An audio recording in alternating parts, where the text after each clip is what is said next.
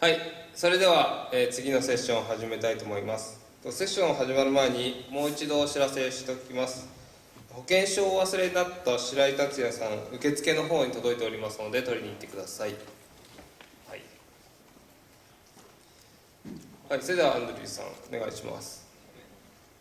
どうぞ、ごahead。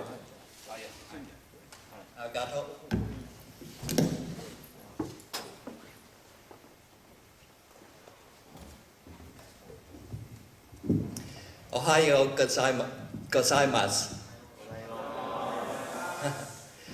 小型得意衝突型加速器で Ruby 内のブラックホールの得意点を見つける方法。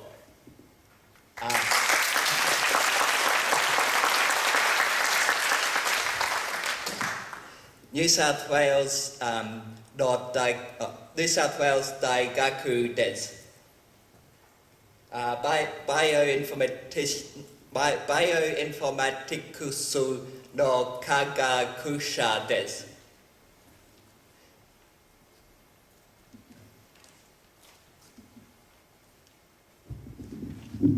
Hi, my name is Andrew Grimm and I'm from the University of New South Wales, and welcome to my talk, Finding Black Holes in Ruby with the Small Eigen Collider. In summary, the Small Eigen Collider creates random Ruby code. It's metaprogramming magic. First, I'll describe why I created the Small Eigen Collider. I'm a bioinformatician at the University of New South Wales, and I'm looking at mutations in HIV. The way that it works is that I start off with viruses with an identical DNA sequence. Then I allow the viruses to reproduce for one generation in a laboratory culture, and then we determine the DNA sequence of the new viruses. Any differences that we see compared to the original are new mutations, and that's what we're analysing. We're analysing mutations because mutations are how HIV manages to escape the immune system. In our work, we're looking at reasonably large data sets.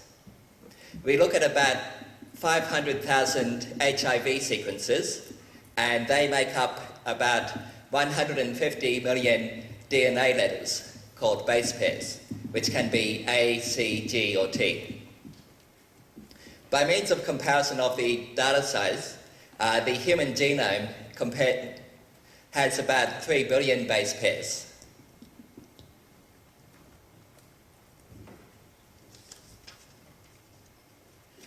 Programma ga shigotu o saburu tuake besto one. Oi, shigoto ni moderate. Ruby atsu so. Ja tsukete.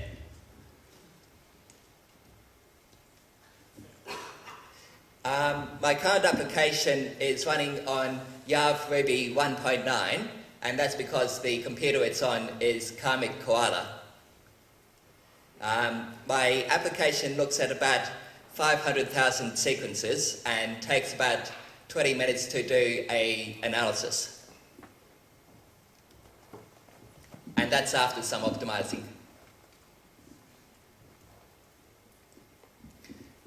I've heard that other implementations of Ruby may be faster.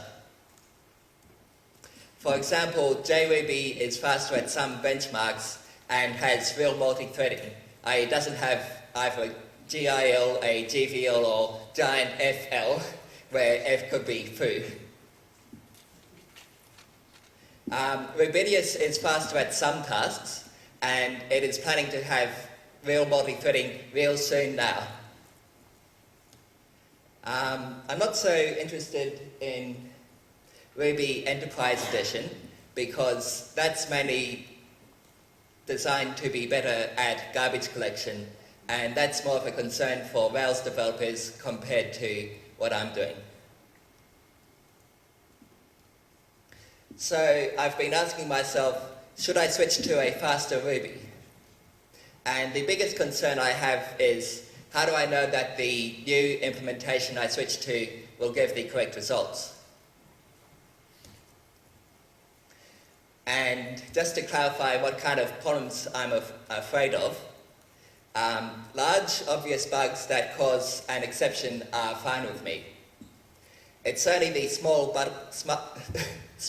subtle bugs that cause an incorrect result, i.e. data that exists but is not correct, which is the big problem. Because I'm afraid that someone will ask me 5 years hence to rerun an analysis and see how I got a certain result. And if the implementations of Ruby are inconsistent, then what will happen is that I'll get different results, and I won't be able to explain how I did the calculations that produced the conclusions that we produced. So in order to see whether the other implementations worked correctly, I ran unit tests on them. The first thing I did was run the unit tests for my project on the Rubies project, and I came across one unit test failure. Subsequently, I tried running a library that I use called BioRuby on Rubies, and it also had a single unit test failure, a separate one. And even JRuby is not immune to having bugs in it. It made mistakes in the complicated task of splitting a file up into lines. So, 3 bugs caused 1 unit test failure each, and I'm wondering how many bugs are there that cause 0 unit test failures each? And the answer is, I don't know. How can I be sure there weren't other problems?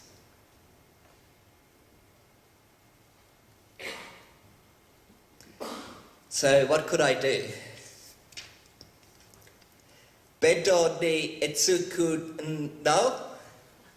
Dame, konchu juyona koto shiteru. Nana no yo?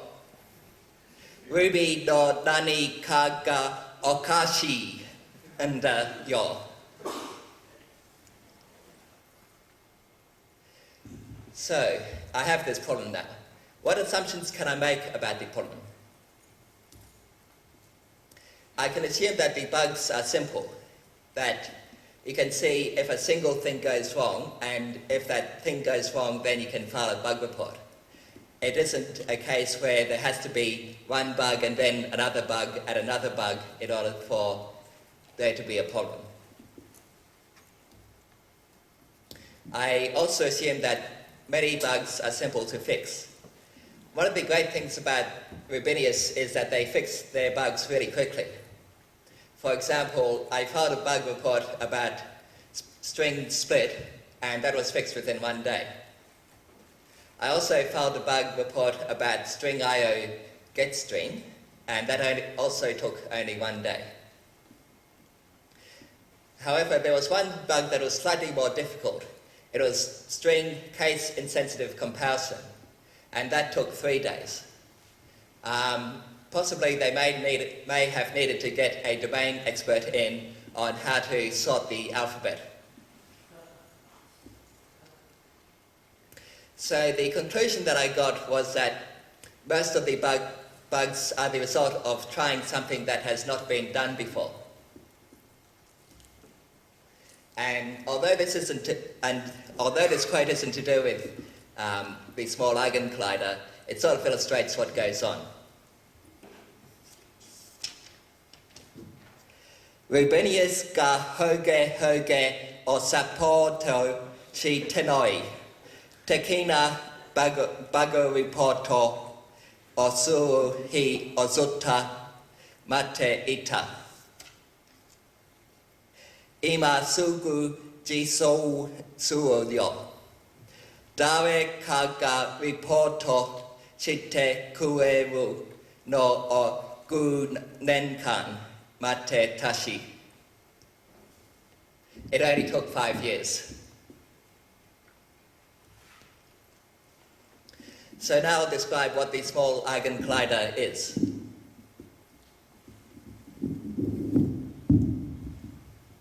The Small Eigen Collider creates a series of tasks, and then those tasks are run on different implementations of Ruby, and the results of those tasks are compared to see whether they are consistent or inconsistent.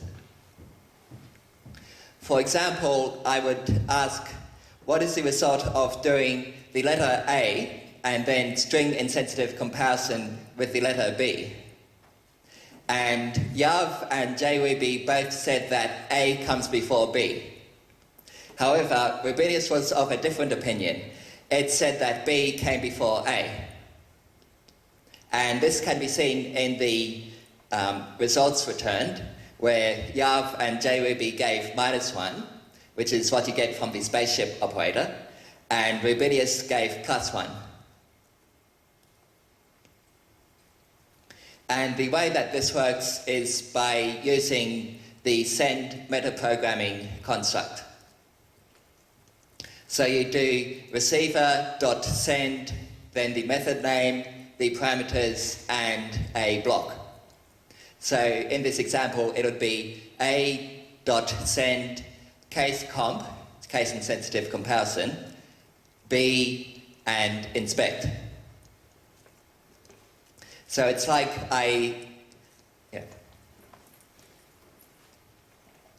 The way that I did this was by creating a series of random objects. And then I chose one of those objects at random to be a receiver. And then I chose a random number of parameter objects. And then I chose those parameter objects at random.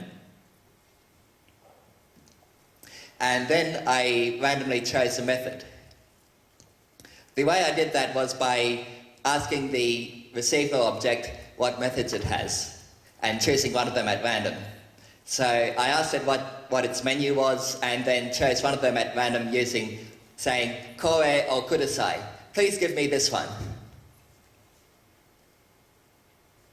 And then I did the comparison of the results. So this bit here shows how the logging works. It shows the receiver object, the method, the parameters, and most importantly, the result. And then what you can do is create this log for the same tasks under different implementations of Ruby, and then you can compare the logs. So you can just use, for example, the Unix utility diff to check for any inconsistencies.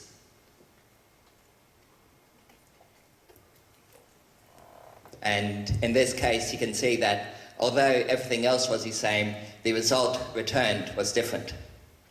And that was a sign of an inconsistency. One of the things that the Small Eigen Collider does is that it serializes those tasks. It saves those tasks to disk. And this is required so that you can be consistent with what tasks are being done. So the only thing that will differ is the results. One of the things that I've come across is segmentation faults. Sometimes what I've done can cause CRuby or Rubies to crash.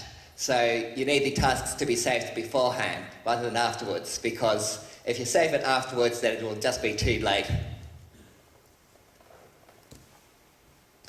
So these are some of the discoveries that I found with the Small Eigen Collider. I found bugs using the Small Eigen Collider. For example, the string case-insensitive comparison bug that I found with Rubies, and I found other such bugs. And I've also found ways to cause segmentation faults in both CRuby and Rubies. For example, if you do thread.kill and then nil, that used to cause a segmentation fault in Yav. And I filed a bug report for this and it got fixed, and it even got backported from 1.9 into 1.8.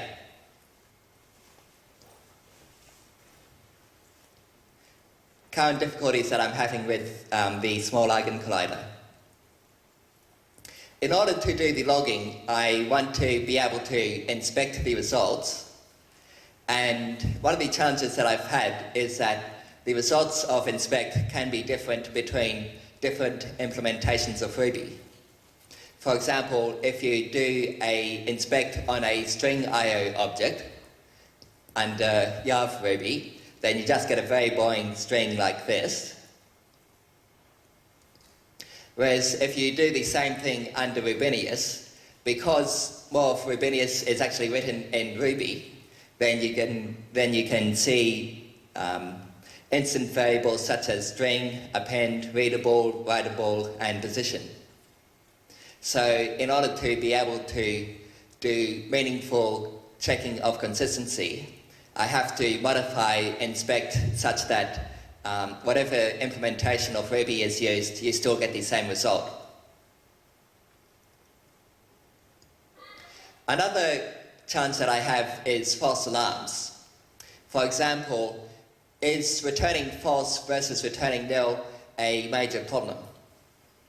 One example of this is asking whether this string, which is just a carriage return, is binary data or not.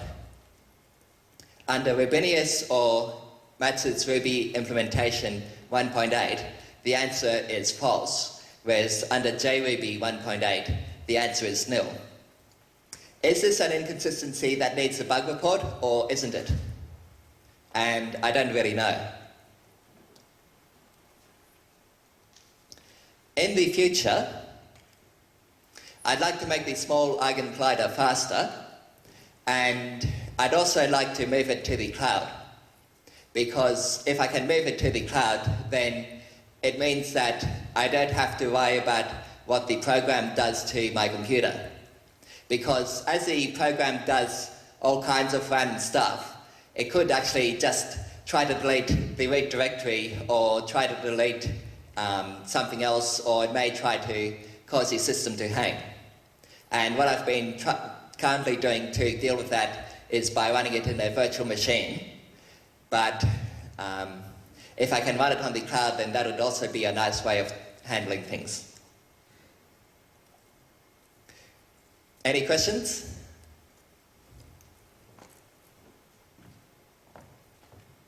はい、一つお知らせがあってですね、アンドリューさんから質問してくれた人にですね、T シャツをプレゼントしたいと。はい、サイズがそうです。M サイズ